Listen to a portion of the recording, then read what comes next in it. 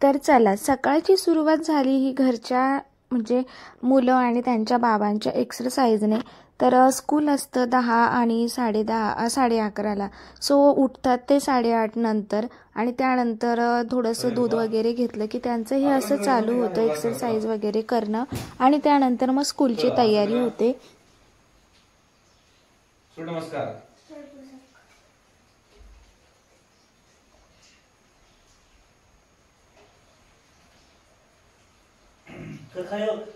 Very good. आता असं करा.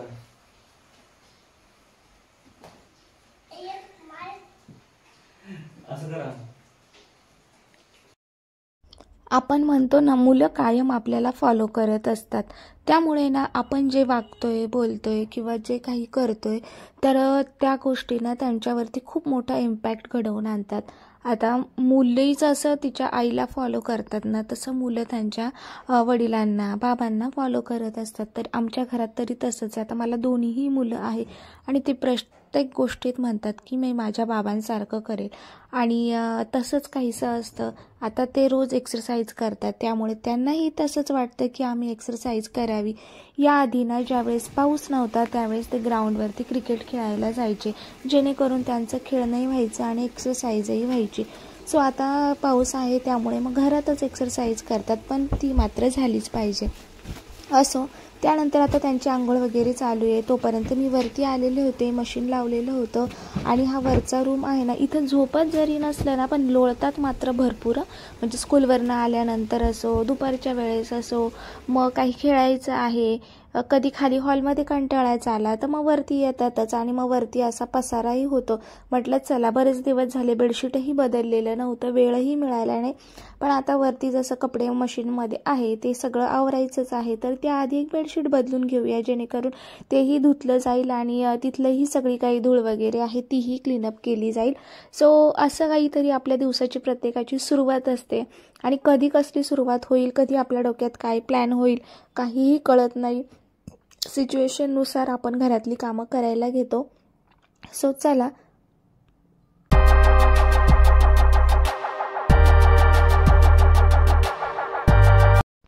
चला, सगळं आवरलंय आणि सगळं आवरल्यानंतरही ना हे टेडी, टायगर हे सगळ्याच गोष्टी यांना पाहिजेच असतात जवळ.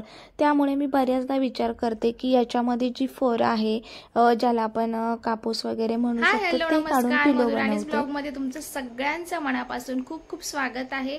हो, आणि तुम्ही आनंदी असाल तरच तुम्ही माझे व्हिडिओ बघाल.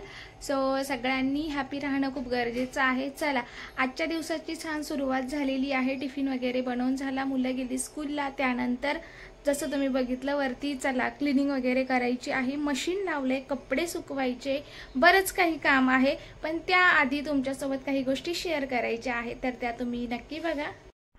तर ही तुळस आणि हे फ्लॉवर पॉट जे की मी आणले होते पण तुमच्यासोबत शेअर करायचे राहून गेले. म्हटलं चला आता तेही तुम्हाला दाखवते, कारण की मी मुलं खाली धक्का वगैरे देतील म्हणून वरती आणून ठेवले होते आणि तसाच मला विसर पडला. पण आता आषाढी एकादशी जवळ येते, सो आता लावायची आहे. सो ही तुळस जी आहे ना ती मला आता लावायची आहे आणि कुठं लावू तर विचार चाललाय की आता वरती गॅलरीतच लावते जेणेकरून ती व्यवस्थित राहील. कारण की आम्ही खाली जिथे आहे ना तर तिथे मी छोटीशी लावलेली आहे, तिथे मुलांची सायकल वगैरे येते, तर उगाच धक्का लागला तर नको काही खराब व्हायला.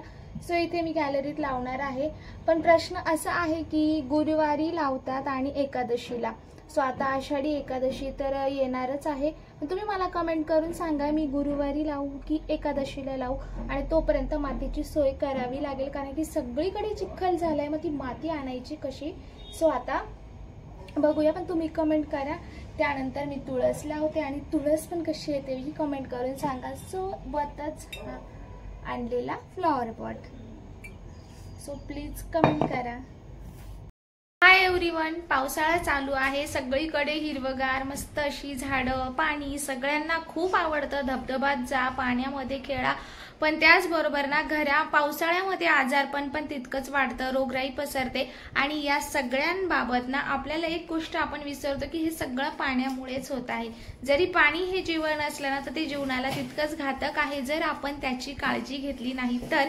सो त्यावरतीच आपला आजचा एक व्हिडिओ आहे जो की पाण्याशी रिलेटेड आहे. पाणी, जसं मी पाणी कसं साठवते आणि त्याची काळजी कशी घेते हे सगळं या व्हिडिओमध्ये डिटेल दिलेलं आहे. तर व्हिडिओ शेवटपर्यंत नक्की बघा. त्याचबरोबर ना एक लाईक करा, आणि लाईक करायला पैसे अजिबात लागत नाही, त्यामुळे तुम्ही लाईक करा आणि आवडल्यास शेअर करा, सबस्क्राईब करा आणि कमेंट करून नक्की सांगा की आजचा व्हिडिओ कसा वाटला. आणि त्याचबरोबर तुमच्याकडे काही आयडिया असेल तर मलाही नक्की शेअर करा की जेणेकरून त्या मलाही उपयोगी पडतील.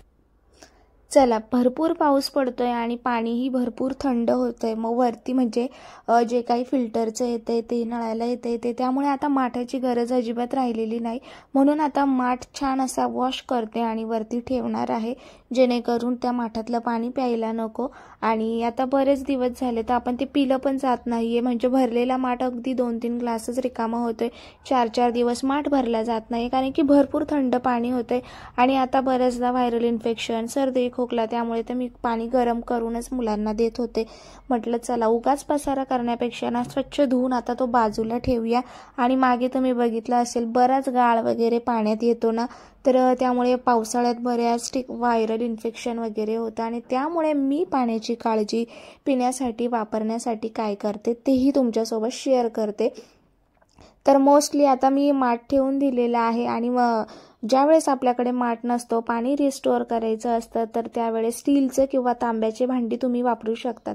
तर तांब्याचे मोठे हांडे सतत घासणं वगैरे तर आहे, पण ते नाही आपण सतत आपल्याला तेवढा वेळ मिळत. स्टीलचं भांडं पटकन घासून होतं, म्हणून स्टीलचा हांडा मी मोठा डेलीसाठी तो एक भरलाय. आणि छोटी कळशी तांब्याची जीही आहे ती रात्रभर भरून दुसऱ्या दिवशी त्यातलं पाणी पिलं जाईल.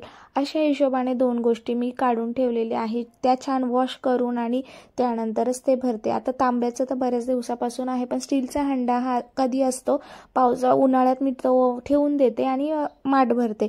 आता पावसाळा आलाय म्हणून माठ ठेवून दिला आणि हंडा, दोघींपैकी एकच गोष्ट वापरते, कारण की वरती 2 पाण्याच्या टाक्या आहे, फिल्टर आहे, लाईट असते, सतत पाणी नळाला, म्हणजे कधीही मोटर लावली तर येतं. त्यामुळे खूप सारं पाणी स्टोअर करायची गरज पडत नाही.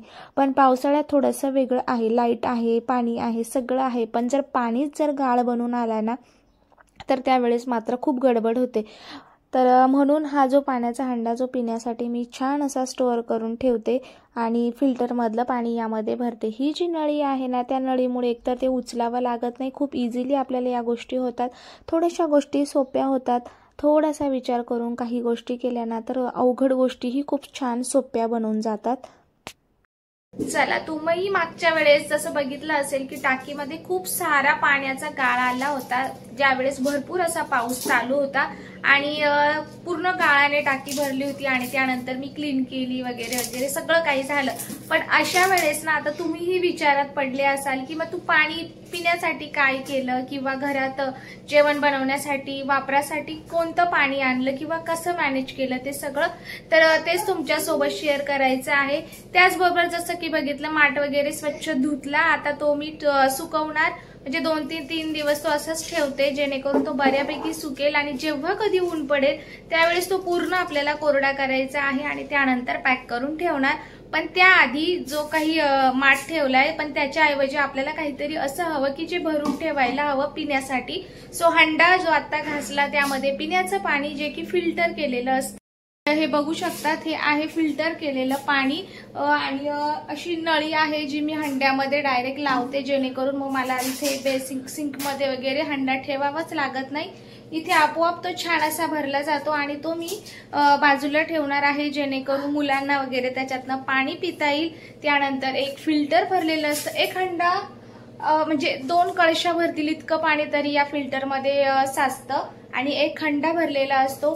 आणि जेवणासाठी जर तुम्ही म्हणाल तर सकाळी जसं मी नळाचं पाणी भरते ना, तर सकाळी एक कळशी आणि जो स्वयंपाकासाठी जग वापरते तो सकाळ संध्याकाळ दोन्ही टाइम भरते. म्हणजे जर इमर्जन्सी इन केस पाणी खराब आलं तर कळशी मला जेवणासाठी एक्स्ट्रा मध्ये असते. आणि पिण्यासाठी हे जरी संपत आलं तर फिल्टर मधलं आहेच. आणि त्याचबरोबर एक तांब्याची छोटी कळशी आहे जी मी आता रात्री भरून ठेवणार आणि ती आम्ही सकाळी त्यातलं पाणी पितो. म्हणजे असं 1, 2 आणि तांब्याची कळशी असं 3 याच्यामध्ये पिण्याचं पाणी असतं. आणि इतकं पाणी कमी पावसाळ्यात पिलं जात नाही, त्यामुळे ते मला इनफ आहे. जरी त्या दिवशी पाणी मी भरलं नाही किंवा पाणी खराब आलं, टाकी धुतली, तर या सगळ्या गोष्टी काळजी घेते मी, जेणेकरून हे फिल्टर पण खराब होणार नाही. गाळ आला, भरपूर आलं तर भरपूर पाणी वगैरे खराब होतं. हे आहे याच्यामध्ये एक व्हाईट कलरचा गट्टा असतो जो की आता आम्ही 15 दिवसाला बदलतोय. पाणी बऱ्याच वेळा घाण आलेलं, पूर्ण त्याला गाळ साचलेला होता, त्यामुळे हे जे काही आहे ते आम्ही बऱ्याच वेळा त्यामध्ये केलेलं आहे. तो या गट्ट्याची पण आपल्याला काळजी घ्यायची आहे. आणि त्याचबरोबर ना जे काही पिण्याचं पाणी ज्यांच्याकडे फिल्टर नसेल ना, तर त्या लोकांनी तुरटी फिरवणं किंवा काल भरलेलं पाणी आज वापरायचं, आजचं पाणी उद्या वापरायचं. आणि तुरटीमुळे खाली जी आहे ती पाण्याला थाळ बसते. आणि सगळ्यात बेस्ट ऑप्शन आहे की रात्री पाणी गरम करून ठेवायचं आणि दुसऱ्या दिवशी ते पिण्यासाठी वापरायचं. सो असं काही पावसाळ्यात तुम्हीही पाणी पिण्याच्या पाण्याची अथवा घरात कुठलाही स्वयंपाकासाठी असो या पाण्याची जर काळजी घेतली तर आपल्याला अजिबात जे काही इन्फेक्शन व्हायरल म्हणतो आपण पावसाळ्यात होतं ते अजिबात इथे होणार नाही. तर इकडे हंडा छान भरून ठेवलाय आणि तांब्याची जी कळशी आहे ही तुम्हाला जी बोलले ती रात्रभर आता पाणी भरून आणि त्यातलं पाणी आम्ही सकाळी पिणार. सो ती आपण पितांबरी असो किंवा भैया पावडर पण असते तर त्याने मी छान घासून घेते. 2 दिवसातून एकदा घासते, रोज काही घासायला जमत नाही. ते आता प्रत्येकजण रिलेट करू शकतात की आपल्याकडे घरात किती कामं वगैरे असतात ते. त्याचबरोबर ना पहिले लोक जे आहे ना पावसाळ्यात जे काही आपलं पाणी यायचं खाली म्हणजे पत्र्यांचं असो कौलांचं असो त्या पाण्यातून धुणं भांडी वगैरे अशा बऱ्याचशा गोष्टी व्हायच्या. आता आपल्या ऑलरेडी टाक्यांमध्ये पाणी असतं त्यामुळे तितकी गरज नाही, फक्त पिण्याची पाण्याची तेवढी काळजी घ्यावी लागते. चला आता उद्याची तयारी चालू होती, तेही भिजत घातलेलं. आणि इकडे आमची नजरहटी दुर्घटना घटी असाच प्रकार आता जर झाला असता, मी जर याच्याकडे बघितलं नसतं तर हे अनुचे जे काही स्केटिंगचे शूज आहे तो ते घालून हा मुलगा इथे स्केटिंग करायला निघालाय. आता तुम्हीच सांगा की यांच्याकडे किती लक्ष माणसाने द्यायचं. बघितलं कसं होतंय. नको नको काढून टाक. थोडस नाही, डोक्यावर पडशील. असं करायचं नाही शिवांश, परत काढ शूज, काढ पटकन. हा तुझी गाडीवर तुझ्यात प्राणी घुसले का आज.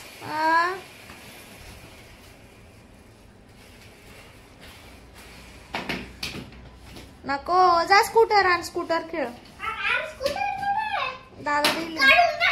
दादा चला त्यानंतर मुलं बसली अभ्यासाला आणि इकडे जेवणाची तयारी चालू आहे. नुसतं तूप लावून अशी मी चपाती केली होती कारण आज बनवलं होतं बटर मशरूम मसाला जो की खूप आवडतो सगळ्यांना. आणि इतकं छान बटरवाली भाजी म्हटल्यावरती तूप लावलेली छान अशी चपाती, तंदुरी रोटी ऐवजी अशी चपाती खाल्ली तर वा हा मज्जाच येते.